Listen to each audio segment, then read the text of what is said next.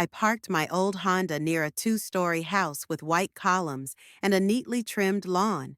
The house looked exactly like the ones in the brochures for elite cottage communities. Perfect, flawless, as if it had come straight out of a magazine about country living. Tabitha always made sure that every bush was in its place, every detail of the exterior matching her ideas of status and prosperity. I remembered how a year ago she had shown me around all the rooms, telling me about her plans for renovation and improvement, her eyes shining with anticipation of a new life in her own home. As I climbed the steps of the porch, I noticed new flower pots on either side of the front door. They were expensive, apparently containing some exotic plants whose names I didn't even know. Tabitha loved to surround herself with beautiful things, and I must admit, she had good taste.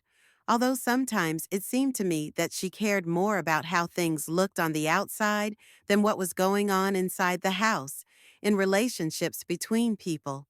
Every time I came here, I noticed new details: expensive curtains on the windows, exquisite lamps, decorative elements that surely cost more than my monthly pension. I pressed the doorbell and heard melodious chimes somewhere deep inside the house. This melody always reminded me of church bells, although it was unlikely that Tabitha chose it for religious reasons. Most likely, she simply considered the sound elegant and appropriate for their new status. A few seconds later, the door opened and Tabitha appeared on the threshold in an elegant black dress, her hair neatly styled, her makeup flawless. She always knew how to look like she had just stepped off the cover of a fashion magazine, even at home, even for a family dinner.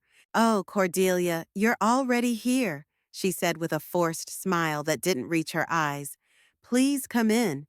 This formality, the use of her first name instead of a warmer form of address, always grated on my ears. A year ago, Tabitha called me Grandma, sometimes even Mommy, when she was particularly pleased or wanted to ask for something. Now her voice sounded politely distant, as if I were not a close friend, but a business partner or distant acquaintance. I crossed the threshold and found myself in a spacious foyer with marble floors and a crystal chandelier. The scent of Tabitha's expensive perfume mingled with the aromas coming from the kitchen, something with herbs and spices, exquisite and complex. Not that I complained about simple food, but sometimes it seemed to me that Tabitha cooked not for pleasure or family comfort, but to impress even us, her loved ones. The air also smelled of expensive furniture polish and some kind of air freshener. The house smelled of money, success, and artificial cleanliness, but it lacked the living warmth that comes from years of living together and true love. "Quentin hasn't come down yet," my sister-in-law said as she headed toward the living room. "He's taking a shower after work. You know how tired he gets at his new job. Such a responsible position, so much stress." I nodded, even though I knew perfectly well that Quentin's job at the marketing company was hardly as exhausting as Tabitha described it. My grandson had always had a tendency to exaggerate, especially when it came to his achievements and difficulties. Apparently, his wife only encouraged this trait. However, perhaps I was being unfair to him. Maybe his new job really did require more effort than his previous one, and I simply didn't understand the specifics of modern business. We went into the living room, and I sat down in the armchair by the window, the same one I usually sat in during previous visits. The armchair was comfortable, made of expensive leather, but somehow cold, not conducive to long conversations. Tabitha settled down on the sofa opposite, crossing her legs and adjusting the folds of her dress. She was a beautiful woman, there was no denying it, although her beauty seemed somehow cold and lifeless, like a mannequin in the window of an expensive store. Sometimes it seemed to me that she spent too much time in front of the mirror, perfecting her appearance, but forgetting about inner beauty and warmth of spirit. "How are you?" I asked, trying to strike up a normal family conversation. "Oh, everything's great," Tabitha replied, but there was a certain tension in her voice. Quentin got a promotion, and we're thinking about renovating the kitchen. The appliances are outdated, you see. We need something more modern, more functional. I looked at her and remembered how, a year and a half ago, she and Quentin had come to my house, told me about their plans, and dreamed of owning their own home. Tabitha seemed so sincere then, so grateful for my willingness to help. She hugged me, called me the best grandmother in the world, and talked about how important it was for them to have the support of their family. We sat in my kitchen for a long time, drinking tea, and she told me about her plans for the future, what kind of house they wanted, how many children they were planning to have. At the time, it seemed to me that I was gaining not just a daughter-in-law, but a daughter I never had. Appliances are really important, I agreed. A good kitchen is the heart of the home. Exactly. Tabitha perked up, and for a moment, a spark of genuine enthusiasm flashed in her eyes. You always understand me. Quentin sometimes doesn't see these things. He thinks we can make do with what we have. But I explained to him that we have to invest in our quality of life, in our comfort. The word invest sounded particularly cynical coming from her. Tabitha liked to use terms like that, to talk about life as if it were a business project where every decision had to bring dividends. Sometimes it seemed to me that she even viewed relationships through the prism of profit and calculation. But the kitchen they had in their house now wasn't bad at all. It was modern, with high-quality appliances that we had chosen together a year ago. Had she already grown tired of it, or had it really become unsuitable? I heard footsteps on the stairs, and a few minutes later, Quentin came down into the living room. My grandson looked tired, his face showing tension that had not disappeared even after showering and changing into his home clothes. His hair was still damp, and there was a mark on his neck from his shirt collar. Apparently, it had been a really hard day at work. He hugged me, but it felt formal, without the warmth that had always been present in our encounters before. His hugs were quick and superficial, as if he were in a hurry to finish this procedure and move on to more important matters. "Hi, Grandma," he said, sitting down next to his wife. "How was the drive? No traffic?" "No, everything was fine," I replied, studying his face. "You look tired, Quentin." "Yes, work is stressful right now," he nodded, rubbing his temples. "Lots of projects, lots of responsibility, but it's good for my career."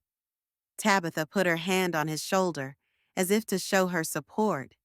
But to me, the gesture seemed more possessive than caring. She often did that, showing everyone around her that Quentin belonged to her, that she was the one who controlled his life and decisions. Sometimes it seemed to me that my grandson had become somewhat lost after his marriage, as if he had lost part of his individuality and become an appendage to his wife's ambitious plans. "Dinner is almost ready," my daughter-in-law announced, getting up from the sofa. "I made salmon with grilled vegetables. I hope you like it, Cordelia. I remember you love fish. I did love fish, especially when it was cooked simply, without frills. But Tabitha's culinary experiments sometimes turned ordinary foods into something unrecognizable and often tasteless. She was fascinated by complex sauces and exotic combinations, forgetting that good food should first and foremost satisfy and bring pleasure, rather than demonstrate the culinary ambitions of the hostess. However, perhaps I was too conservative in my preferences, and the younger generation really appreciated more sophisticated cuisine. We moved to the dining room, where the table was set with particular care: crystal glasses, silver cutlery, linen napkins folded into intricate shapes. All this splendor was impressive, but I suddenly felt sad at the thought that a family dinner had turned into some kind of formal reception. When Quentin was little, we used to have dinner at a simple table in my kitchen, talking about everything under the sun and laughing at silly jokes. Back then, the main thing was communication and closeness, not the beauty of the table setting. Expensive candles and silver candlesticks stood on the table, creating a romantic atmosphere that seemed inappropriate for a family dinner with Grandma. I sat in my usual place, to the right of Quentin, opposite an empty chair where Tabitha's neighbor or her friends sometimes sat during my first visits. Now that chair was empty, and it seemed to me that it symbolized the growing distance between us. Tabitha brought the dishes, and we began to eat. The salmon was indeed well cooked, although I found the sauce too spicy and it overpowered the natural taste of the fish. The vegetables were beautifully cut and arranged on the plate, but they were not very convenient to eat. Apparently, beauty was more important than practicality. The conversation was awkward. Everyone was lost in their own thoughts, and only occasionally did one of us utter a few words about the weather or work. I felt like a guest in the house I had helped to buy, a stranger among people I considered family. This feeling had been coming over me more and more often in recent months, but today it was particularly acute and painful. Quentin ate in silence, occasionally exchanging glances with his wife, as if they were sharing some kind of secret signals. Tabitha kept glancing at her watch, as if waiting for the dinner to finally end. The atmosphere was becoming increasingly tense, and I began to realize that something had changed dramatically. These were no longer the people who had thanked me for my help a year ago and promised that I would always be a welcome guest in their home. Now I felt like a burden, an intrusive relative who had to be tolerated out of politeness. A year ago, everything was completely different. I remember that sunny September day when Quentin and Tabitha came to my house with shining eyes and plans for the future. They sat at my kitchen table, the same one where I had eaten breakfast alone for many years, reading the newspaper and drinking my morning coffee, thinking about how quiet my house had become after Henry's death. Suddenly, this table became the center of a lively family council, and I felt needed and important to my loved ones again. Quentin laid out printouts of house listings, photos of beautiful cottages in the suburbs of Herndon, floor plans, and cost estimates. His hands trembled with excitement as he showed me the options I particularly liked, explaining the advantages of each area, proximity to work, and the quality of schools in the neighborhood. Tabitha sat next to him, leaning against his shoulder, her face glowing with happiness. She was so young then, so sincere in her emotions. There was no trace of the coldness and calculation I had noticed in her in recent months. "Grandma, we found the perfect house," Quentin said, showing me a photo of a two-story cottage with white columns. "Look how beautiful it is. 4 bedrooms, 3 bathrooms, a large kitchen, a living room with a fireplace, and the lot is almost 5 acres, so we can plant a garden." I looked at the photos and saw my grandson's eyes light up. He had always dreamed of having his own home. Ever since he was a child, he had said that when he grew up, he would definitely buy a big house with a garden where his children could play. After his parents' divorce, he lived in rented apartments with his father for a long time, then in a college dormitory, and then rented accommodation again. There was little stability in his life, and I understood that for him, his own home was not just real estate, but a symbol of rootedness, permanence, and family well-being. "It's really beautiful," I agreed, studying the details. "And the price?" "750,000, Quentin said, and I heard a slight tremor in his voice. "We've already received preliminary loan approval, but the bank requires a down payment of 20%. That's $150,000. Tabitha took my hand in hers. Her hands were soft, warm, with neatly manicured nails. She looked into my eyes with such hope that my heart sank. "Cordelia, we understand this is a huge amount," she said quietly. "But we don't know who else to turn to. My parents live far away and can't help financially. And Quentin's parents, well, you know the situation. I did know the situation. After his divorce from his first wife, My son David took a long time to recover, changed jobs several times, started a new family, and now had other financial obligations. He loved Quentin, but he simply couldn't help with such a large sum. And their relationship was complicated. Quentin had never been able to fully forgive his father for divorcing his mother, even though it had been more than 10 years. "We're ready to pay you back every cent," Quentin continued. "I've made a repayment plan. We can make it an interest-bearing loan if you want." "We understand that we are asking a lot." I looked at them, young, full of hope, making plans for the future. In their eyes, I saw the same dream that once lived in my eyes and Henry's when we bought our first house 40 years ago.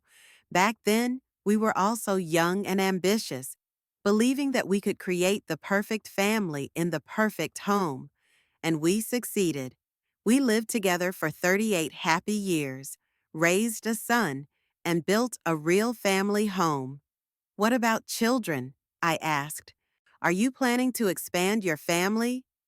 Their faces lit up even more, and Tabitha put her hand on her stomach, even though she wasn't pregnant yet. "Oh, yes," she said. "We dream of having children. We want 2, maybe 3. It's not possible in an apartment, but in our own house we can give them the best of everything. Their own rooms, a big yard to play in, a good school nearby." Quentin nodded, putting his arm around his wife's shoulders. "We want to create a real family home, Grandma.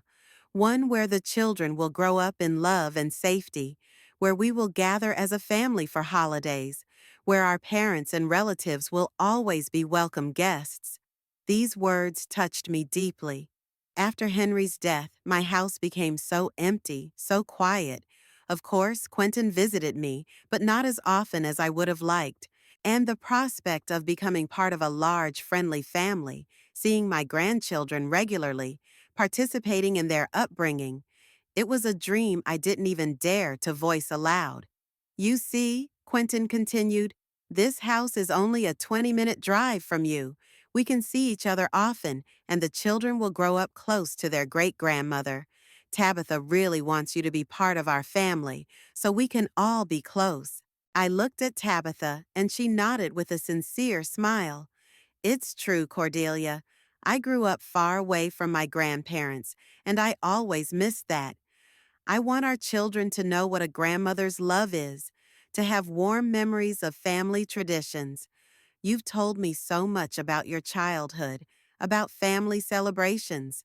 I want to create the same atmosphere for our children." We sat at the table for a long time, discussing the details. Quentin showed me the financial calculations, explained how they planned to pay off the mortgage, what their career prospects were. Tabitha talked about her plans for the house, what kind of nursery she wanted to create, how she would entertain guests. They talked about family dinners, how I would visit them every weekend, summer barbecues in the garden, how the children would run around the house and fill it with laughter. At some point, I realized that I had already made my decision. The money Henry had left me was sitting in the bank, earning modest interest. Of course, that money was my safety net, my guarantee of a comfortable retirement. But what good is financial security if you are alone? What is money compared to the opportunity to be part of a living, growing family? "Okay," I said finally. "I'll help you." The reaction was immediate and emotional. Quentin jumped up and hugged me tightly, and Tabitha cried with happiness. They both spoke at once, thanking me, promising never to forget my kindness, swearing that I would always be the most important person in their lives after each other. "But I don't want any receipts or interest," I said. "This is my gift to you, my investment in our shared future." Tabitha hugged me so tightly that I could feel her heartbeat. "You're the best grandmother in the world," she whispered in my ear. "I promise we'll never disappoint you. Our home will be your home. Our children will adore you. We'll create the family you've always dreamed of." At that moment, I believed every word she said. Their joy was so sincere, their plans so detailed and well thought out that I had no doubt I was making the right decision. We spent the rest of the day discussing the details of the upcoming purchase, and when they left in the evening, I felt happy and needed in a way I hadn't felt in a long time. The following weeks flew by in a flurry of activity. We went to the bank, filled out paperwork, and met with realtors. I felt like a full participant in this important family event. Quentin and Tabitha consulted with me on every issue, asking my opinion on insurance, the legal aspects of the transaction, and the choice of an inspector to examine the house. I wasn't just a sponsor of their dream, I was part of a family making an important decision. When the deal was finalized and the keys were finally in their hands, the three of us stood in front of the house and looked at it as a symbol of our shared future. Quentin held one of my hands and Tabitha held the other, and at that moment, I felt my life take on new meaning. The changes began gradually, so subtly, that at first I attributed them to my own imagination or temporary circumstances. The first few months after buying the house went exactly as we had planned. Quentin called me every 2 or 3 days, told me about the process of settling in, and asked for advice on furniture or repairs. Tabitha invited me to dinner every weekend, and we spent our time choosing wallpaper for the guest bedroom or planning the garden design. I felt like a full member of their little family, involved in all the important decisions. But somewhere around the end of winter, something started to change. The calls became less frequent, first once a week, then once every 10 days. Quentin explained that he was busy at work, with new projects, and needed to get used to life in his own home. Tabitha also cited her busy schedule. She had started a new job at an advertising agency and often worked late, attending presentations and meetings with clients. Their explanations sounded reasonable, and I tried not to be intrusive, not to call too often, not to impose myself on them. But my intuition told me that it wasn't just about being busy.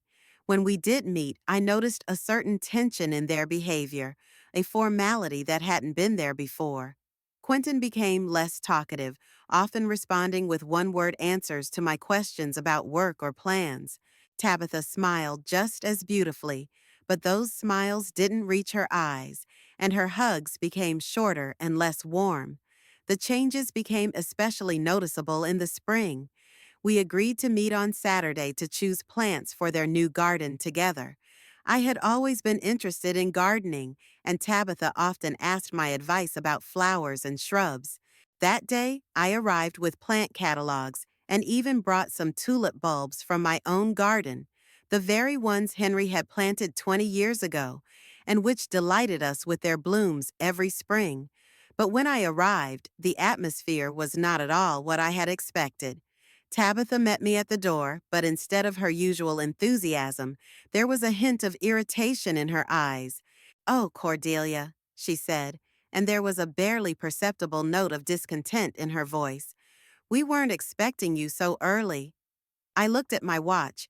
It was exactly 11 in the morning, the time we had agreed on. "Didn't we agree on 11?" I asked, feeling slightly confused. "Yes, of course," Tabitha replied quickly. But I noticed her exchange glances with Quentin, who had appeared in the hallway. "We just thought we'd do some gardening after lunch. We still have some things to do around the house." It was strange because they had always been happy to see me at any time, and our plans had been discussed in advance and in detail. But I decided not to dwell on it. We went into the living room, and I took out the catalogs I had brought with me. But the conversation about plants didn't go well. Tabitha looked at the pages distractedly, as if her thoughts were occupied with something else. Quentin kept glancing at his phone, responding to some messages. The atmosphere was tense, and I felt like I was getting in the way of their plans. "Maybe we should reschedule for another day?" I finally suggested. "If you have more important things to do." "No, of course not," Tabitha said quickly, but the relief in her voice was obvious. "We're just a little tired. You know how it is. A new house, so much to do." I left that day with an unpleasant feeling that something had changed dramatically, but I couldn't figure out what it was. Maybe they really were busy or tired. Maybe I had become too sensitive and was nitpicking. But the following weeks only confirmed my suspicions. The calls became less frequent, and when I called them myself, the conversations were short and formal. Quentin often said he had a meeting or was in a hurry to go somewhere. Tabitha was friendly, but somehow distant, as if she were performing an unpleasant duty. Invitations to dinner also became less frequent. Whereas Tabitha used to call me every Wednesday and ask what I wanted for dinner on the weekend, now the invitations came irregularly, often at the last minute, as if I were a backup option in case they didn't have anything more interesting to do. Quentin's birthday was particularly painful. His birthdays used to be important family events. We planned them in advance. I baked his favorite apple pie, bought gifts, and spent the whole day together. This year was different. A week before his birthday, I called Tabitha to discuss plans for the celebration. "Oh, Quentin's birthday," she said, as if she had just remembered. "We're planning a quiet celebration, nothing special. Maybe dinner at a restaurant." "What about a family dinner?" I asked. "I could bake his favorite cake." "That's very sweet of you, Cordelia," Tabitha replied, but there was a hint of insincerity in her voice. "But we want to keep it simple, without any fuss. You know, grown-ups don't celebrate birthdays like that." Those words hit me like a slap in the face.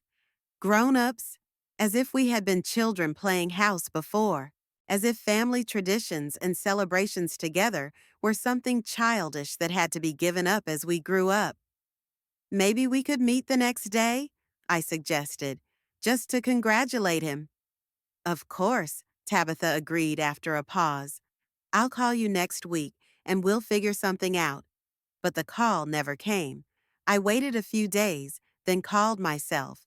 Tabitha apologized, saying she had completely forgotten that they had had a very stressful week.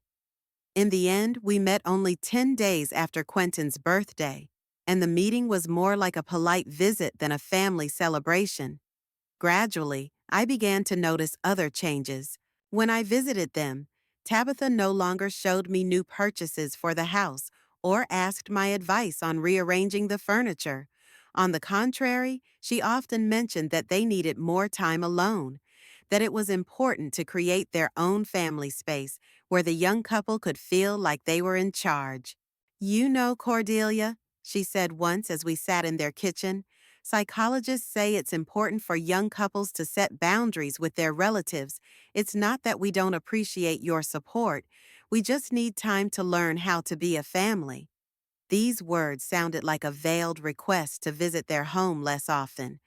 I tried to understand the logic behind this statement, but I couldn't. After all, I was the one who helped them build this home. It was thanks to my support that they were able to start their family life. Why was my closeness now perceived as an obstacle to their development? I began to analyze my behavior, trying to understand if I was really too intrusive. Maybe I called more often than I should have. Maybe my advice about the house and everyday life was perceived as interference. I tried to be more tactful, to call less often, not to offer my help without being asked, but the distance only grew. Quentin began answering my calls less and less, and when he did, he was polite but cold. Tabitha continued to invite me to dinner, but these invitations became increasingly formal, and the dinners themselves turned into tense social events instead of warm family gatherings. I found the changes in Quentin's behavior particularly painful. My grandson, whom I had known since birth, who used to share all his problems and joys with me, had now become a stranger. He no longer told me about his work, his plans, or his problems. Our conversations were limited to general phrases about the weather and health.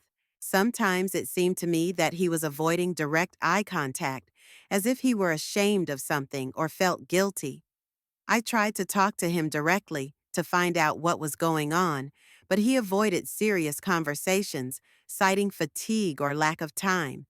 The only thing he said was that he and Tabitha were going through a period of adjustment to their new life and needed more personal space. By summer, it was clear that the relationship had changed dramatically. Our meetings became rare and tense, and our phone conversations were short and formal. The house I had helped them buy became a place where I felt like an unwelcome guest. The family for whom I had spent a significant portion of my savings was gradually distancing itself from me, and I didn't understand why. That evening dinner began as awkwardly as all our meetings in recent months. The atmosphere at the table was tense, the conversation was stilted, and everyone seemed lost in their own thoughts. I tried to keep the conversation going, asking about work and vacation plans, but I got only one-word answers and polite but cold smiles. Tabitha kept glancing at her watch, and Quentin was clearly in a hurry to finish dinner as soon as possible. We had almost finished the main course when the doorbell rang.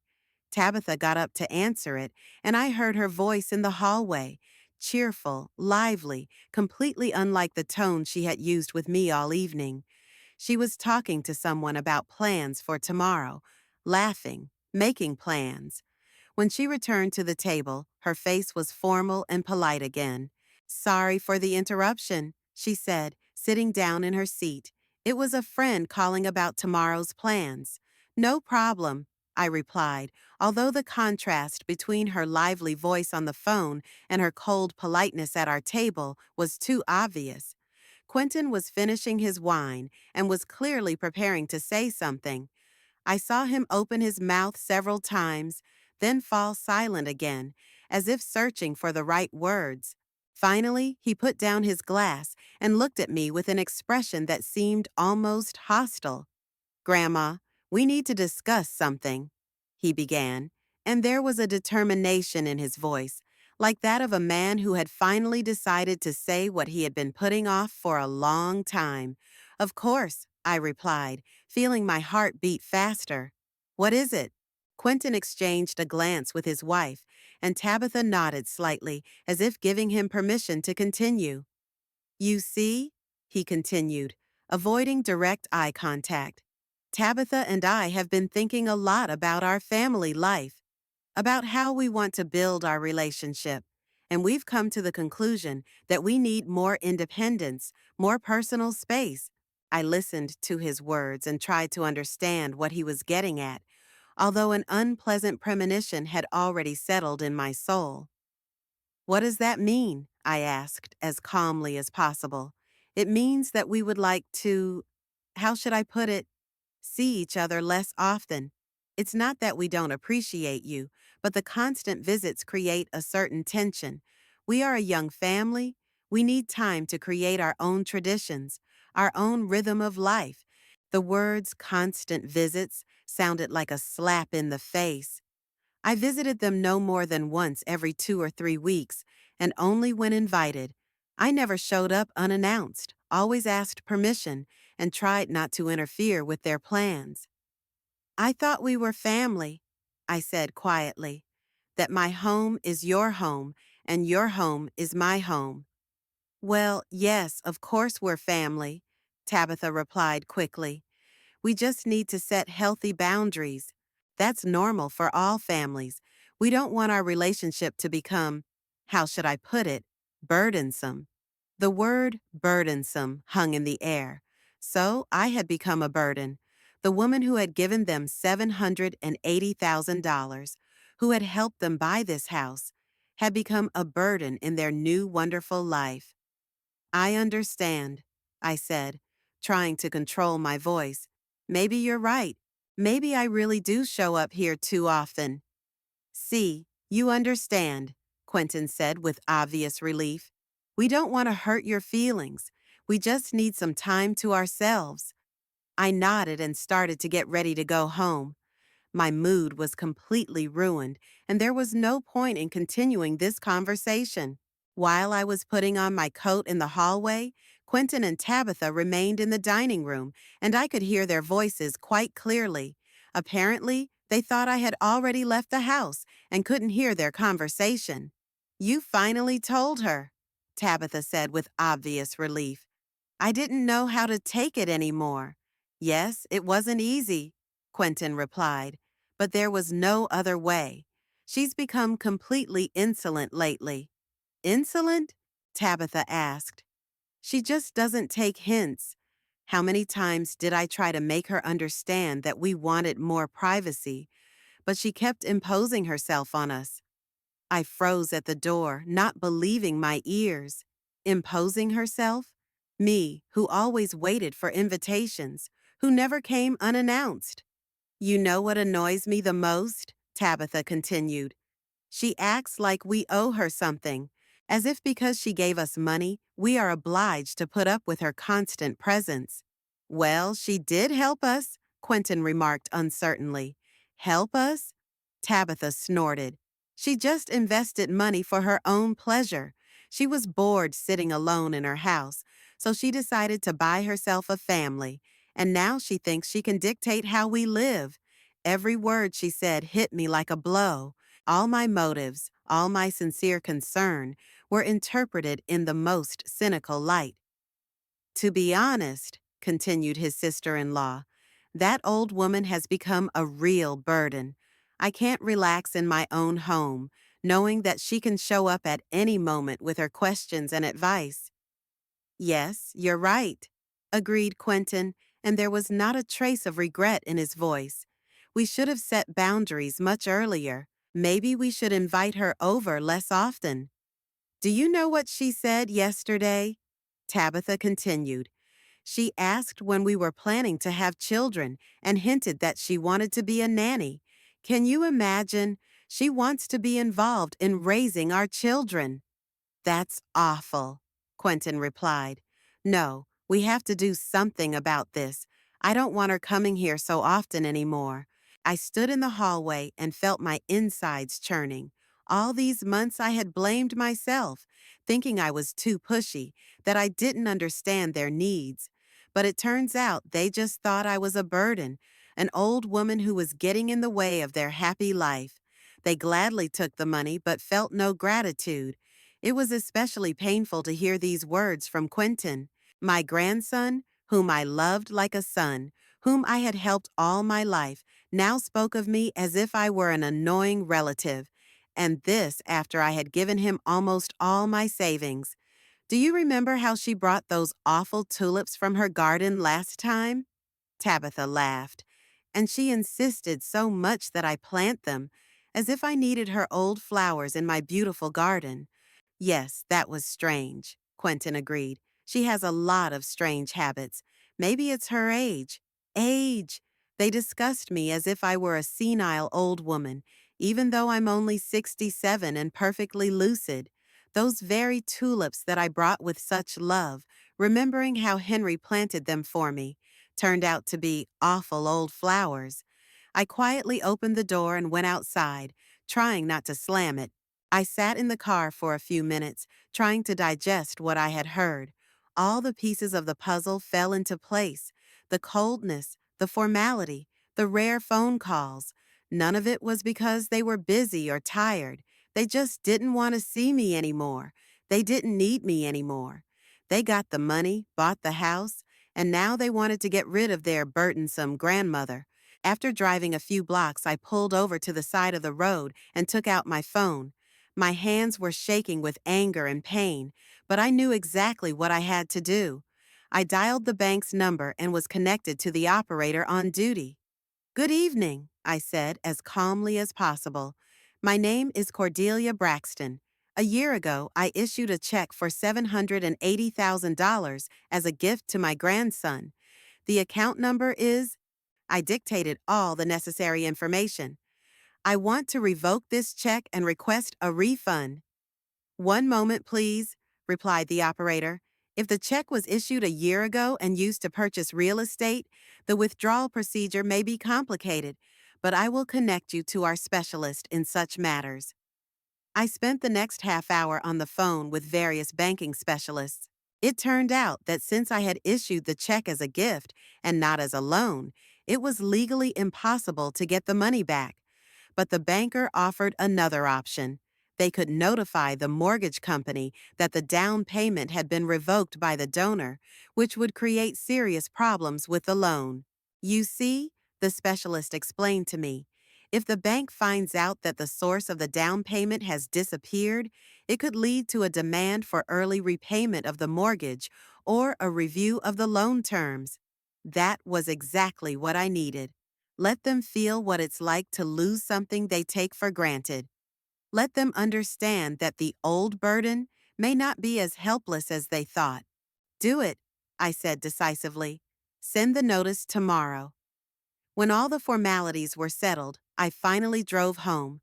On the way, I thought about what had just happened.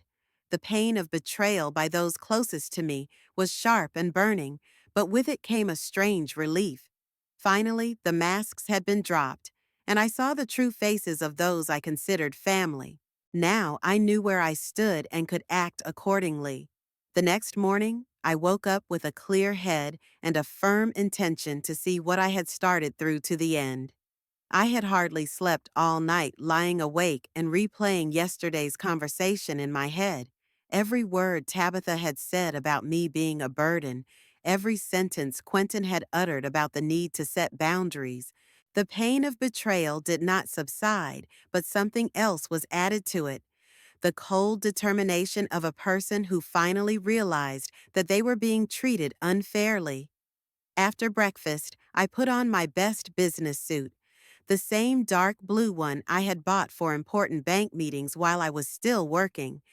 Henry always said that this suit gave me a special air of solidity and confidence. Today, I would need precisely those qualities. I carefully styled my hair, applied subtle makeup, and looked at myself in the mirror. The reflection showed me not a pitiful old woman, as Quentin and Tabitha saw me, but a woman who had spent her whole life solving complex financial issues and had no intention of backing down now. The bank was located in the city center, in the same building where I had worked 25 years ago.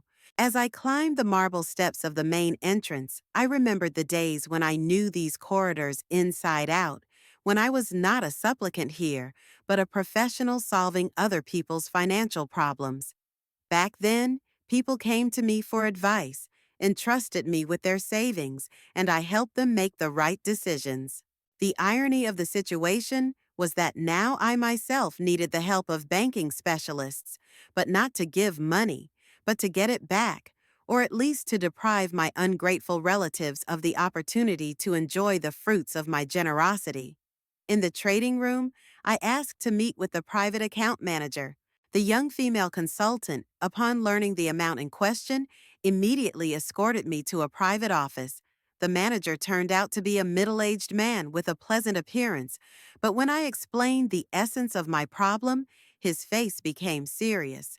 "Mrs. Braxton," he said, studying the documents carefully, "I understand your desire to revoke the gift, especially given your changed family circumstances, but from a legal standpoint, this is a very complicated situation.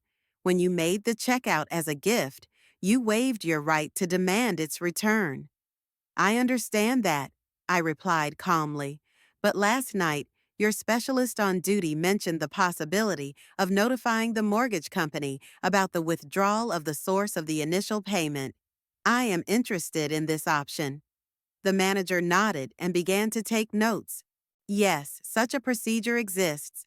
We can send an official notification to the mortgage company stating that the donor is revoking their gift and requesting a review of the loan terms. This does not mean an automatic refund, but it does create serious legal complications for borrowers." "What kind of complications?" I asked, although I already had a rough idea of the answer. "The mortgage company will be required to review the terms of the loan, as the initial down payment will be in question. Most likely, they will require your relatives to either repay part of the loan in advance in the amount of the withdrawn gift or provide alternative collateral. If the borrowers are unable to meet these requirements within the specified time frame, the bank has the right to begin foreclosure proceedings on the mortgaged property. The words Foreclosure on the mortgaged property sounded very serious, but I felt no pity. Quentin and Tabitha made their choice when they decided they no longer needed me. Now it was time to learn the price of that choice. How long will this procedure take? I asked. The notice will be sent within 2 business days. The mortgage company will have to notify the borrowers within a week. After that, they usually have 30 days to resolve the situation, either return the disputed amount or provide alternative collateral.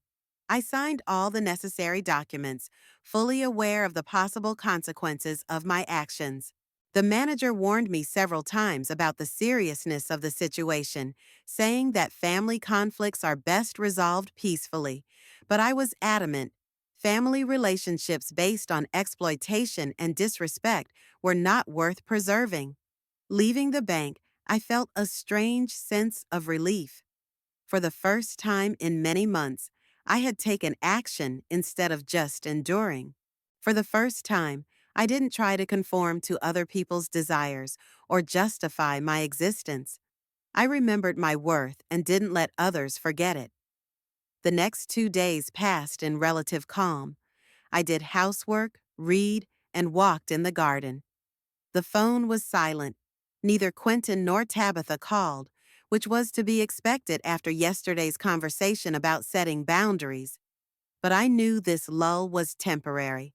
On Thursday morning, exactly 2 days after my visit to the bank, the phone rang. It was Quentin, and I could tell from his voice that he was extremely agitated. "Grandma, what's going on?" he blurted out without any greeting. "I just got a call from the mortgage company. They're talking some nonsense about withdrawing the down payment. What does that mean?" I sat down in my favorite chair by the window and replied calmly. "It means exactly what they said, Quentin. I've withdrawn my gift." There was silence on the line, interrupted only by my grandson's heavy breathing. "What? What do you mean?" he finally said. "You can't withdraw a gift. The money has already been spent." "I know the money has been spent," I replied in the same calm tone. "And I know it's difficult to get it back legally. But I have the right to notify the bank that I am revoking my gift, and the bank, in turn, is obliged to inform the mortgage company." "But why?" Quentin's voice sounded not only surprised, but also indignant. "What happened? We discussed everything normally last night." His ability to twist the facts amazed me. Discussed normally. That's how he described the conversation in which he declared me a burden and asked me to visit less often the house I had helped buy. "Quentin," I said, trying to remain patient, "last night you made it clear to me that I am no longer needed in your life, that my visits are a burden, that you need independence from your family. I'm just following your logic. If I'm not needed as a grandmother, then I'm not needed as a sponsor of your plans either." "No, no," he almost shouted. "That's not what we meant. We just wanted a little more privacy, which is normal for a young family." "Privacy from an old burden?" I asked, my voice sounding like steel. "That's what your wife called me when you thought I was gone." Silence again. A long, heavy pause. You were eavesdropping?" he finally managed to say. "I wasn't eavesdropping. I was putting on my coat in the hallway while you were discussing my shortcomings in the dining room. Quite loudly, by the way. Apparently, you were so happy about my departure that you forgot about precautions. Grandma, you've got it all wrong. Tabitha was just. She was upset. She had a little too much wine." "Quentin," I interrupted him, "don't insult my intelligence by trying to justify the unjustifiable. Your words were crystal clear. I realized that I had become an unwanted element in your perfect life, and I took appropriate measures. But what will happen now?" There was a note of panic in his voice. "The bank is demanding the immediate repayment of $780,000 or the provision of alternative collateral. We don't have that kind of money." "That's your problem," I replied coldly. "You wanted independence. Here it is, complete financial independence from your burdensome grandmother." You can't do this. Quentin's voice became pleading. We're a family. You can't destroy a relationship because of one bad conversation. The word family sounded particularly cynical after everything I had heard the day before. Family, Quentin? I asked. Is family when you call your grandmother a burden behind her back? When you laugh at her gifts? When you consider her an intrusive old woman who gets in the way of your life? That kind of family doesn't suit me. Please, he whispered into the phone, let's meet and discuss everything. I'm sure we can find a solution. The solution is very simple, I replied. Find $780,000 and pay back the bank. Or find a way to get a loan without my involvement. Or sell the house and buy something more affordable. But we'll lose the house, he exclaimed. Perhaps, I agreed, but it will be fair. You wanted to live without family interference. Live that way, only with your own resources. I hung up without waiting for his response. My hands were shaking slightly, but not from fear or regret, from the tension of the decision I had made. I did what I had to do. For the first time in many months, I felt like I was in control of the situation, rather than floating along with the desires and whims of others. The rest of the day passed quietly. I knew this was only the beginning, that there would be more calls, perhaps visits, attempts at pressure and persuasion. But I was ready for all of that. Years of working in a bank had taught me not to give in to emotional blackmail when it came to money. And family ties, it turns out, do not prevent you from applying these skills when your family becomes a source of pain and humiliation. In the evening, sitting in my garden and watching the sunset, I thought about what had happened and felt no regret. Yes, perhaps I had ruined my relationship with my grandson and his wife. But was it a real relationship if it was based on my willingness to silently endure neglect in exchange for rare crumbs of attention? Were these family ties if they were based solely on my financial support? I realized that for the first time in a long time, I felt free.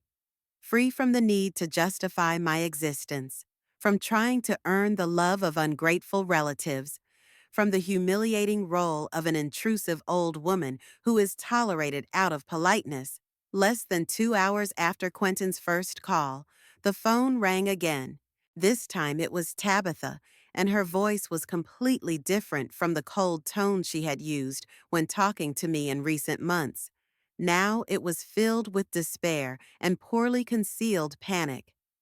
Cordelia, she began, trying to sound calm, I think there's been some kind of misunderstanding. Quentin told me about your conversation, and I think you misunderstood what we said yesterday. I sat in my favorite chair, holding the phone, and marveled at how quickly people's tones can change when it comes to money. Yesterday, this woman called me a burden, and today she was back to using polite formal language and trying to sound friendly. I think I understood them perfectly correctly, Tabitha, I replied in an even voice, especially the part where you explained to your husband that I had become insolent and an unbearable old woman who was interfering with your life. There was an awkward pause on the line. Tabitha clearly hadn't expected me to be so blunt in repeating her own words. I I was upset yesterday, she finally said. You see, I had problems at work, and I had a little wine with dinner. Sometimes people say things they don't mean. I understand, I replied dryly. Alcohol has a way of loosening tongues and revealing true thoughts. Thank you for your honesty. No, you don't understand. Tabitha's voice grew more desperate. That's not what I meant. Of course we appreciate you. Of course you're an important part of our family. It's just that sometimes young couples feel the need for, well, some personal space. How amazing, I thought, how differently people can express the same thought, depending on the circumstances. Yesterday, it was a demand to get rid of an annoying old woman, and today, it has turned into a young family's need for personal space. Tabitha, I said calmly, you expressed your feelings very clearly last night. You said that I had become a burden, that you couldn't relax in your own home because of my presence, that I was trying to dictate how you should live your life. Your words were extremely frank, and I heard them. But I didn't mean to, she began, but I interrupted her. You also said that you gave me money not out of charity, but to buy yourself a family, and that now I think I can interfere in your life. That's a direct quote, Tabitha. And now that there are problems with that very money, you suddenly remember that I'm part of the family. I could hear her breathing heavily into the phone as she searched for words to respond. Cordelia, please, she finally said, her voice breaking with tears. I know I said the wrong things, but are you really willing to destroy our entire relationship because of one unfortunate conversation? Think about Quentin. He adores you. He'll be devastated if you do that. The mention of Quentin adoring me sounded particularly hypocritical, considering that he was the one who had agreed with his wife's every word yesterday and suggested inviting me over less often. Quentin himself told me yesterday that my visits were creating tension, I reminded her. He also agreed that I was behaving inappropriately and supported the idea of setting boundaries. So don't try to paint him as an innocent victim of the situation. He just, men sometimes don't express their thoughts very well. Tabitha tried to excuse her husband. He didn't mean to hurt you. Tabitha, I said, feeling a cold anger rising inside me. Stop these pathetic attempts to twist the facts. You both made your feelings about me very clear, and I simply took your words at face value. But what do we do now? Genuine panic broke out in her voice. The bank is demanding immediate repayment or additional collateral. We don't have that kind of money. We could lose our house. That's your problem, I replied without a hint of sympathy. You wanted independence from your family. You've got it. But we can't just go out and find $780,000, Tabitha almost shouted. Where are we going to get it? I don't know, I replied sincerely. Maybe you should have thought about that before calling me a burden and discussing my shortcomings behind my back. Tabitha cried into the phone, loudly, demonstratively, like a child trying to get her way with tantrums. Please, she sobbed. I'm willing to get down on my knees and beg for forgiveness. I admit I was wrong. But do you really want to ruin our lives because of a few careless words? A few careless words? I asked. Tabitha, you spent half an hour discussing my shortcomings with my husband. It wasn't a casual remark, but a detailed analysis of why I get in your way. And judging by how easily Quentin agreed with you, this wasn't the first time you'd discussed this topic. She continued to cry, but I felt no pity. These tears were too timely, too convenient. Yesterday, she was ready to get rid of me at any cost, and today she's sobbing into the phone because she realizes the cost of her words. Cordelia, she whispered through her tears, I beg you, give us a chance to fix this. We can start over, build a normal relationship. On what terms? I asked. The same as before? Where I have to tiptoe around, afraid of seeming intrusive, where every word I say will be seen as interference in your life, where my gifts will be considered an attempt to buy a family. No, of course not, she hastily assured me. Everything will be different. We will treat you with the respect you deserve. The phrase respect you deserve sounded like a sentence. So I hadn't received that respect before, and they knew it perfectly well.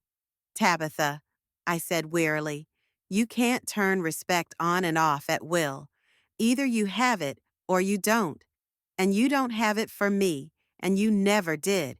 You tolerated me for the money I put into your house. Now that that money is at risk, you suddenly remember family values. I hung up without waiting for her response. A few minutes later, the phone rang again, but I didn't answer. Then it rang again, and again. Finally, I turned off the ringer and let the answering machine take the messages. By evening, there were 9 messages on the answering machine. From Quentin, from Tabitha, even one from Quentin's father, my son David. The latter rarely called and usually only for important reasons, so his involvement in this story was inevitable. I listened to the messages one after another. Quentin begged for a meeting, promising that everything could be discussed and resolved peacefully. Tabitha repented, swearing that she would never say a bad word about me again. And David, as straightforward as ever, asked me to call him back as soon as possible because a family problem needs to be resolved urgently. I decided to call my son back. Of all the participants in this drama, he was the only one who was not dependent on my money and could speak relatively objectively. "Mom," David said as soon as he heard my voice, "what's going on?" Quentin called me in hysterics, telling me some incredible story about a revoked check.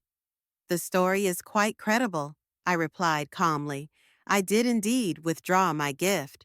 "But why?" My son's voice sounded genuinely puzzled. "Quentin says it's because of some family dispute. Couldn't it have been resolved peacefully?" I told David the whole story, the gradual cooling of relations, yesterday's conversation, and what I heard after my supposed departure. My son listened silently, only occasionally sighing or clicking his tongue. "I see," he said finally. "Of course, they behaved badly. But Mom, is it really worth taking things to such extremes? After all, Quentin is your grandson." "It's precisely because he's my grandson that it's especially painful," I replied. "If strangers I had helped financially had treated me this way, it would have been unpleasant, but nothing more. But when a loved one considers you a burden, maybe they just didn't think about the consequences of their words," David suggested. "Young people can be tactless sometimes." "David," I said firmly, "your son is 28 years old. He's past the age where you can blame his cruelty on youth. He's a grown man who made a grown-up decision to get rid of his annoying grandmother. Now, he should take grown-up responsibility for that decision." "But Mom, they could lose their house," my son tried to reason with me. "It's a disaster for a young family. And for an elderly woman, the betrayal of her closest loved ones is what? A pleasant walk?" I replied sharply. "David, I gave them almost all my savings, not for gratitude, but because I believed they really wanted me to be part of their family. It turns out they just used my love for my grandson and my loneliness." My son fell silent, thinking about my words. "Okay," he finally said. "Let's say they really did act despicably. But what's the point of revenge? You won't get your money back that way." "It's not revenge," I corrected him. "It's justice. They wanted to live without me in their lives. Let them live, but on their own, without the help of the very burden they were so eager to get rid of." "Mom, be reasonable," David pleaded. "Think about the consequences. If Quentin loses his house, it will affect the rest of his life. His credit history will be ruined, and it will be difficult to find new housing. Then he shouldn't have risked property that was bought with someone else's money," I replied ruthlessly. "If you live in a house bought with your grandmother's money, show her basic respect. It's not that difficult a rule." "What if they apologize?" My son tried another approach. "What if they admit they were wrong and ask for forgiveness?" "They are already apologizing and asking for forgiveness," I said wearily, "but only because they are in danger of losing their home. Last night, when they thought there would be no consequences, they spoke very differently about their feelings toward me." David tried for a few more minutes to convince me to reconsider my decision, but I was adamant. In the end, he gave up, although he expressed hope that I would change my mind. After talking to my son, I felt even more confident that I was doing the right thing.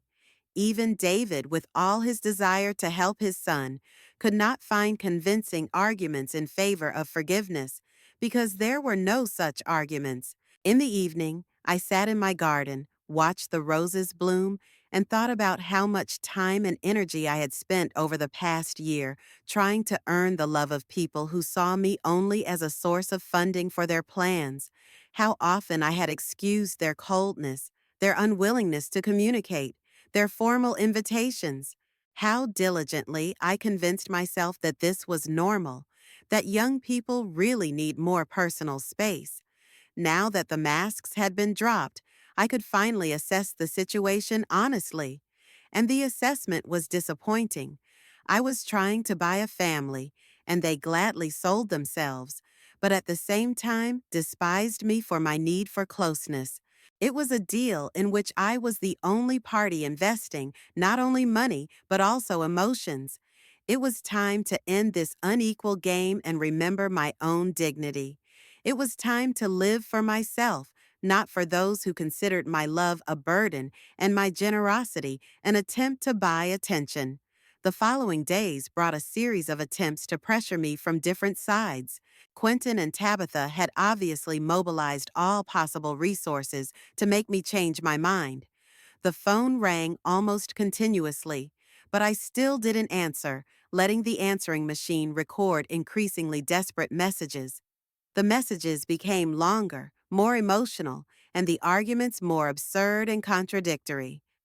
On Monday morning, a week after that memorable dinner, there was a knock at my door. Through the peephole, I saw David with a serious expression on his face. My son stood on the doorstep with a bouquet of flowers in his hands, clearly preparing for a serious conversation. I opened the door, already sensing that this was not a visit that would bring joy. "Hi, Mom," he said, handing me the flowers. "Can I come in? We really need to talk." I led him into the living room, put the flowers in a vase, and sat down across from him. David looked tired and worried. Apparently, Quentin had been working hard with him over the past few days, telling him his version of events and asking for help. "Mom," he began without preamble, "do you realize what you're doing?"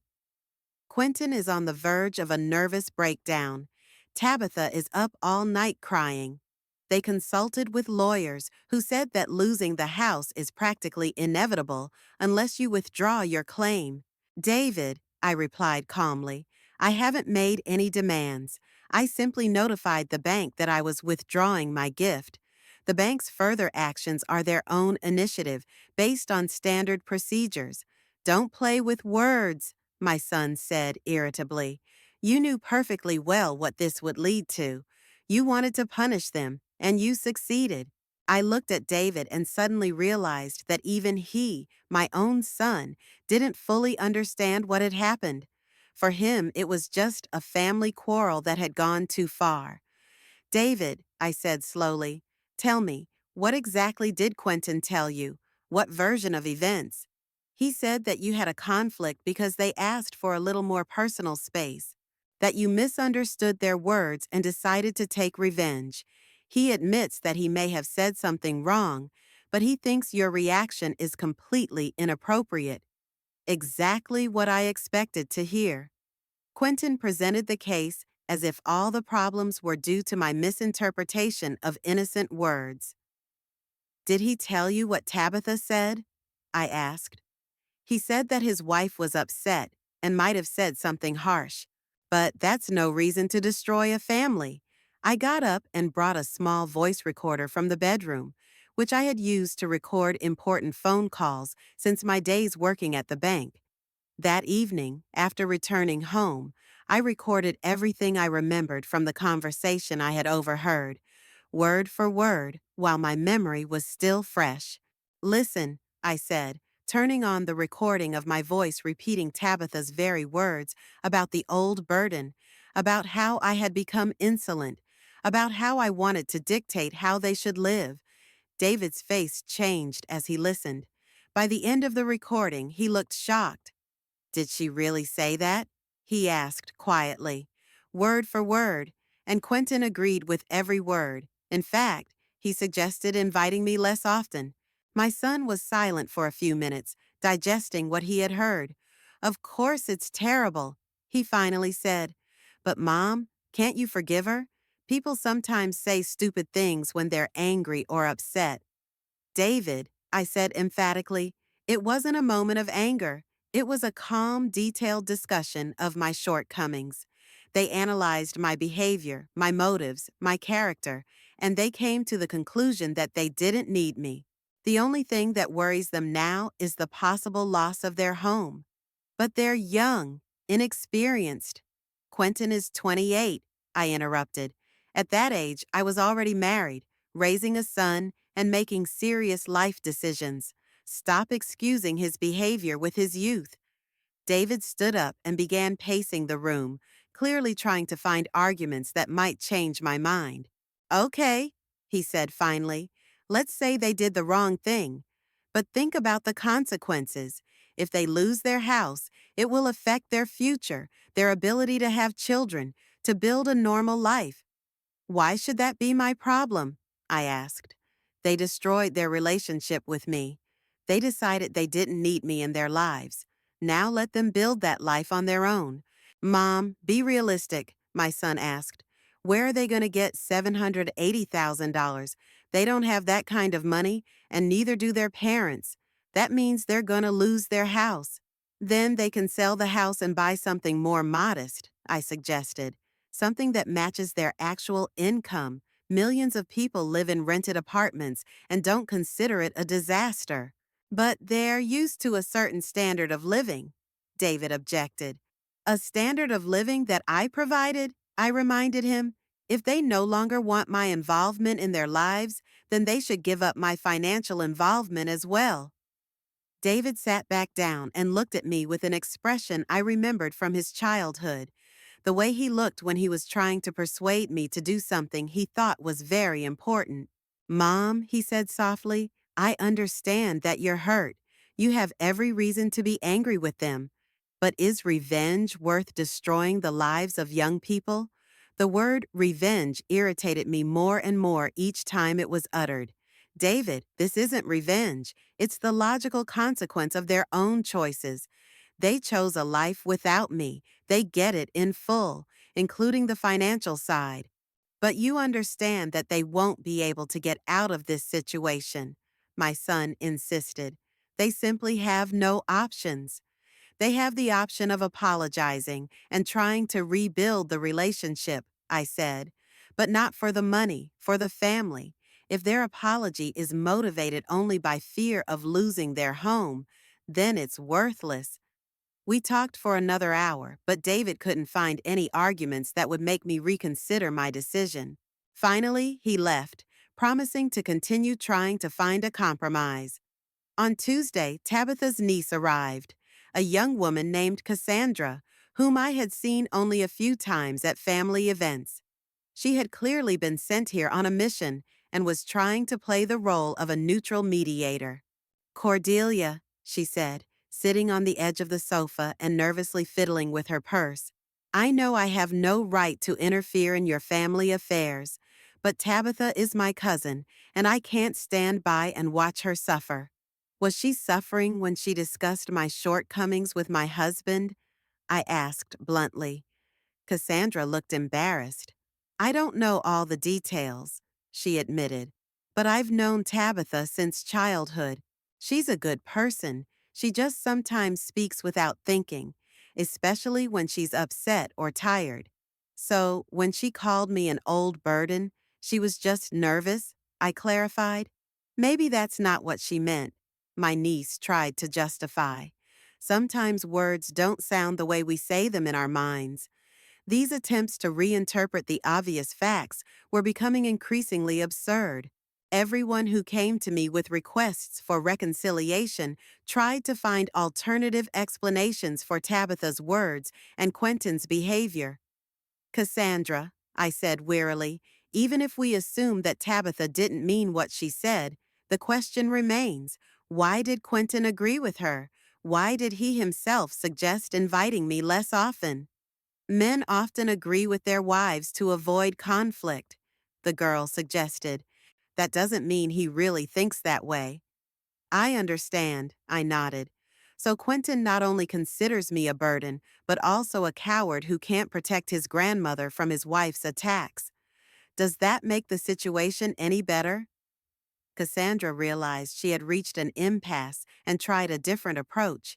Cordelia, even if they really did say something wrong, think about the future. They're a young family. They have their whole lives ahead of them. Should one mistake ruin all their plans? If their plans were based solely on my money, then yes, I replied without hesitation. It's time to learn to make plans based on your own capabilities. On Wednesday, a lawyer came to see me, a young man in an expensive suit who introduced himself as Quentin and Tabitha's representative. He was polite but persistent and tried to explain the legal aspects of the situation to me. Mrs. Braxton, he said, taking documents out of his briefcase, I must warn you about the possible legal consequences of your actions. Withdrawing a gift can be considered fraud, especially if it can be proven that the original intention was to create financial dependence. I listened to his threats with growing astonishment. So now I'm being accused of fraud for giving them money? Young man, I said calmly, are you saying that if I give money as a gift and then find out that the recipient treats me with contempt, I have no right to express my dissatisfaction? The fact is, the lawyer continued, clearly reciting a rehearsed speech, that your actions are causing significant financial damage to my clients. This could be considered malicious behavior. And their words about me being an old burden who is interfering with their lives, isn't that malicious behavior? I asked. The lawyer was momentarily embarrassed, but quickly regained his composure. Domestic conversations between spouses cannot serve as grounds for revoking financial obligations, he said. Moreover, eavesdropping on private conversations can be considered a violation of privacy. I laughed. A violation of privacy in my own home, where I was officially welcomed as a guest. So now I'm to blame for overhearing my shortcomings being discussed in the house I helped buy? I clarified. Mrs. Braxton, the lawyer said in a softer tone, I don't want to take this to court, but if you do not voluntarily withdraw your claim, we will be forced to file a lawsuit to compel the return of the gift.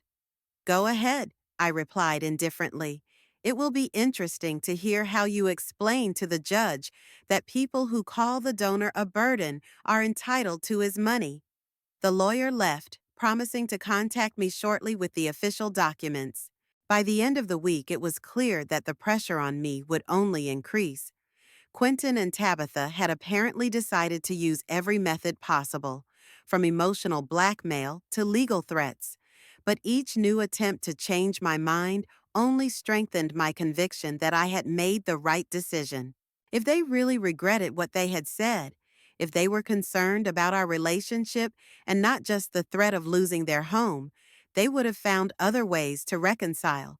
But all their efforts were focused solely on regaining financial support, not on restoring family ties. On Saturday morning, I sat in my garden, drinking coffee and watching the birds that flew to the feeder Henry had hung many years ago. It was quiet and peaceful, and for the first time in a long time, I felt truly free. Free from the need to justify other people's expectations, from trying to earn the love of people who were willing to accept my money but not my affection. Let them look for money wherever they want. Let them learn to live within their means. I will live for myself, no longer trying to buy family warmth with my own savings. A month has passed since the day I decided to withdraw my gift, and my life has changed dramatically. The first 2 weeks were the hardest. Constant phone calls, visits, and attempts to pressure me from all sides created a feeling of siege. But gradually, the activity of my former relatives began to decline. Apparently, they realized that no amount of persuasion or threats would make me change my mind. Quentin and Tabitha really lost their home. The bank did not wait 30 days, as originally planned. The young family's lawyers only accelerated the process with their clumsy threats. The mortgage company demanded immediate repayment of the disputed amount, and when this proved impossible, it began foreclosure proceedings on the mortgaged property. The house was put up for auction and sold in less than a month. I found out about this from David, who called me one last time to inform me of the fait accompli. His voice sounded tired and disappointed. "Well, Mom," he said bitterly, "you got what you wanted. They're homeless. Quentin and his wife are now renting a one-room apartment on the outskirts of town. I hope you're happy." "David," I replied calmly, "I didn't want to ruin them. I just stopped financing people who despise me. There's a fundamental difference." "Maybe," my son sighed, "but the result is the same." After that conversation, David never called me again, and I realized that I had lost not only my grandson, but also in part my son. He couldn't forgive me for my cruelty towards Quentin, although he didn't openly condemn me. He just distanced himself, as if I had become a stranger to him. It was a painful loss, but I didn't regret my decision. For too long, I had lived trying to meet other people's expectations, to earn the love of ungrateful relatives. Now that all the masks had been dropped, I could finally be honest with myself. The first thing I did after ending the family siege was to sign up for painting classes at the local cultural center. Even in my youth, I dreamed of painting, but work, family, and endless worries never left me time for creativity. Now that I didn't have to spend my weekends on forced family visits, I had time. The painting teacher turned out to be a woman my age named Rosamond. She was a widow like me, but unlike me, she didn't try to fill the void in her life with obsessive relationships with relatives. Rosamond lived for herself and her art, traveled, painted, and met interesting people. She became an example to me of how to live a full life without family drama and emotional blackmail. "Cordelia," she said to me after one of the classes, "you're too tense when you hold the brush."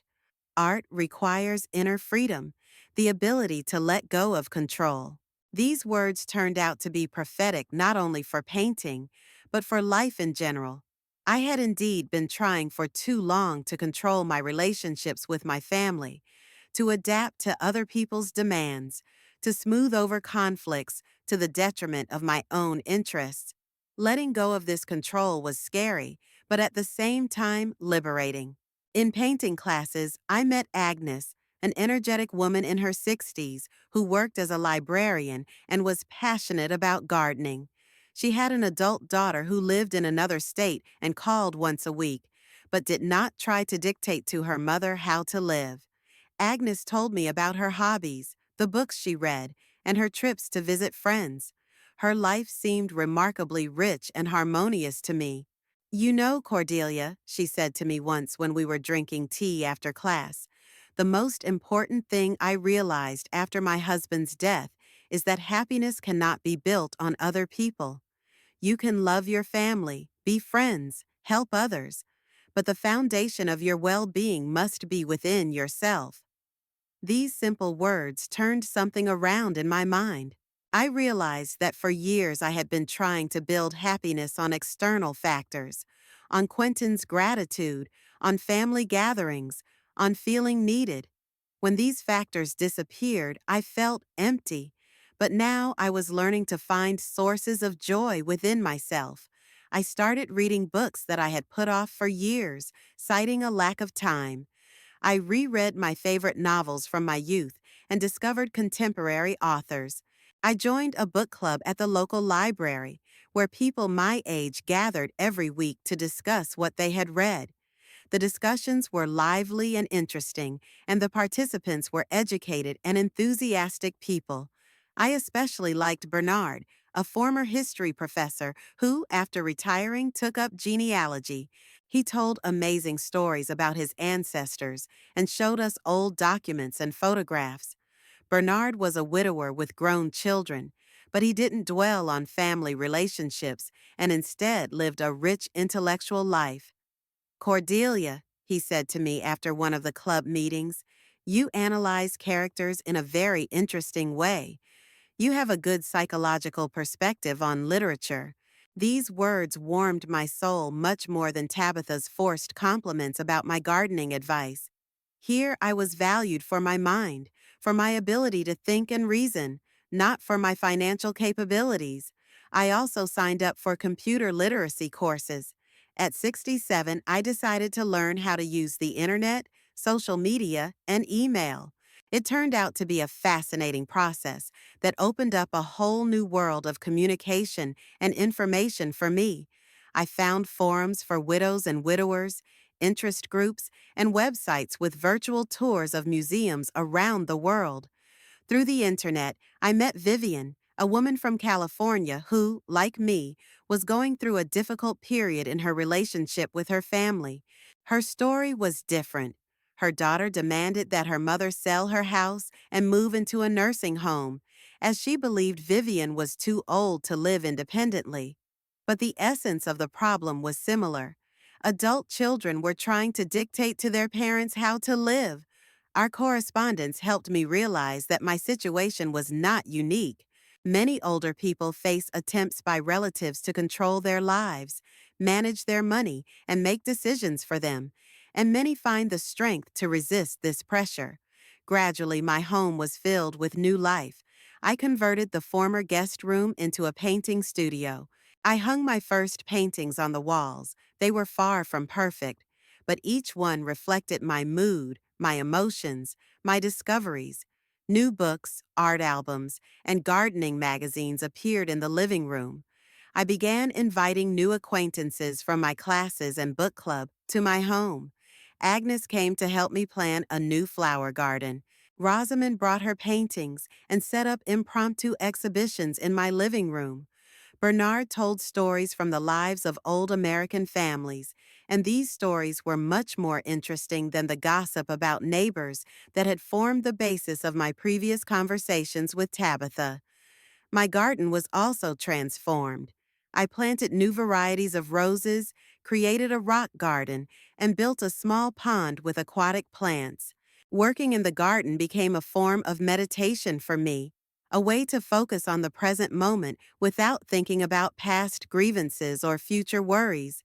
I especially enjoyed the morning hours in the garden. I would get up early, drink coffee on the terrace, and watch nature wake up. Birds flew to the feeder, bees buzzed over the flowers, and the wind rustled the leaves of the trees that Henry had planted 20 years ago. All of this created a sense of harmony and peace that I hadn't felt in months. My financial situation even improved after breaking up with Quentin and Tabitha. Of course, I lost $780,000, but I no longer spent money on expensive gifts for ungrateful relatives, on restaurants where I had to pay for dinners for three, on gas for frequent trips to see them. My remaining savings were enough for a modest but comfortable life. I even thought about taking a short trip. Agnes told me about a trip to Europe she was planning with a group of fellow art lovers. The idea of seeing real paintings in the Louvre or the Prado seemed tempting to me.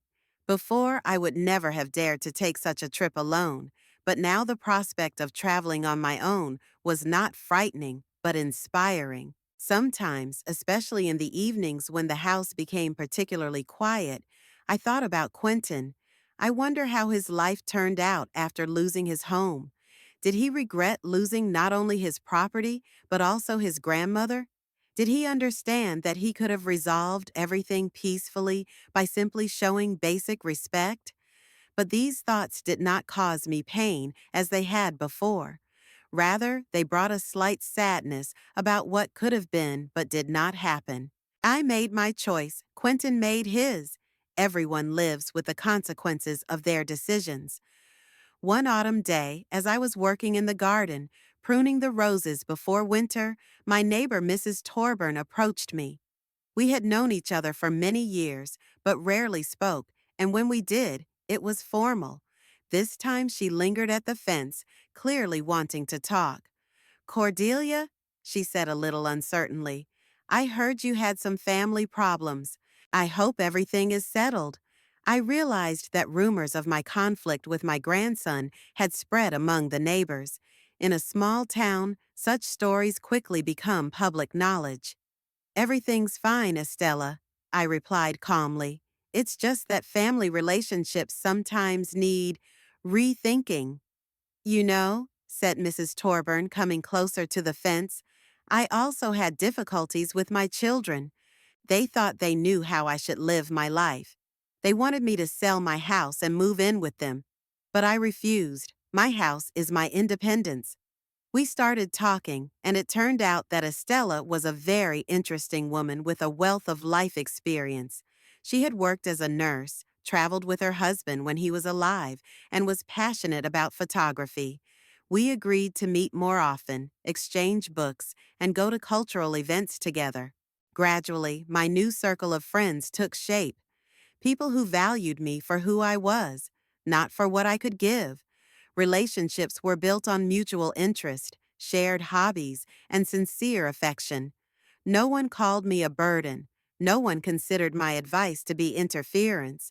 No one perceived my concern as an attempt to buy love. The winter passed quietly and productively. I read a lot, painted, and mastered new painting techniques. In the spring, I planned to expand the garden, perhaps build a small greenhouse for growing exotic plants. In the summer, I wanted to go to the ocean.